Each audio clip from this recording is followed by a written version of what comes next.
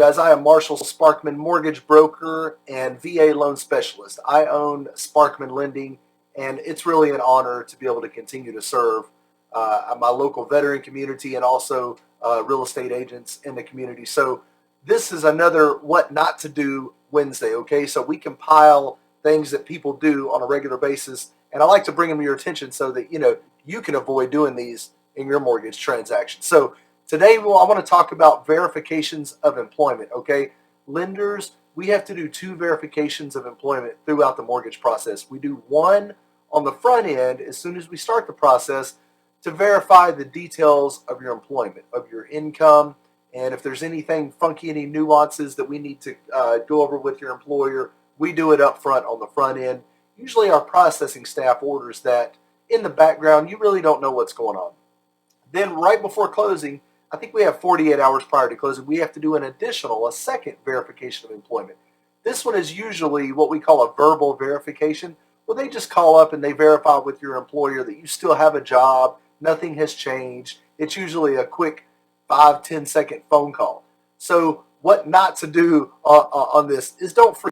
We have to do 2 verifications. I hear it all the time from different employers. They'll say, well, I've never had anybody, why are they calling us twice? I've never had anybody do that.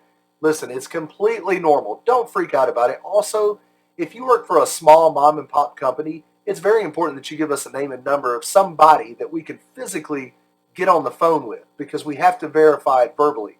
Make sure that they are aware to expect a phone call right before closing, that they answer the phone or they return the phone call in a reasonable amount of time. It's very often, even larger companies are the same way. They want you to do everything automated, but we've got to get somebody on the phone. So I usually recommend a supervisor or somebody that can just say, hey, yes, they still work here. And so don't freak out. Don't, on government loans like VA loans, FHA, USDA, those type of loans, we have to verify 2 years of your past employment history. So if you work for smaller or other employers in the past 2 years, we have to call those guys and get verifications from them also. So it's very important that we get a good solid point of contact so that we can reach out to these guys. And if we're reaching out to them and not getting anything from them, don't blow them up, okay? We may have to reach out to you and say, hey, I need you to get involved because they're not returning our call.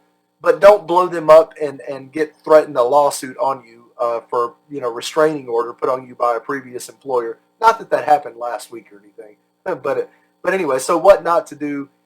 Don't worry about verification of employment. We'll take care of those on our end. Just provide us with the best point of contact so that we can reach out to somebody and tell them, hey, the mortgage company's going to be reaching out. All right, thank you guys. Hopefully that's some good knowledge.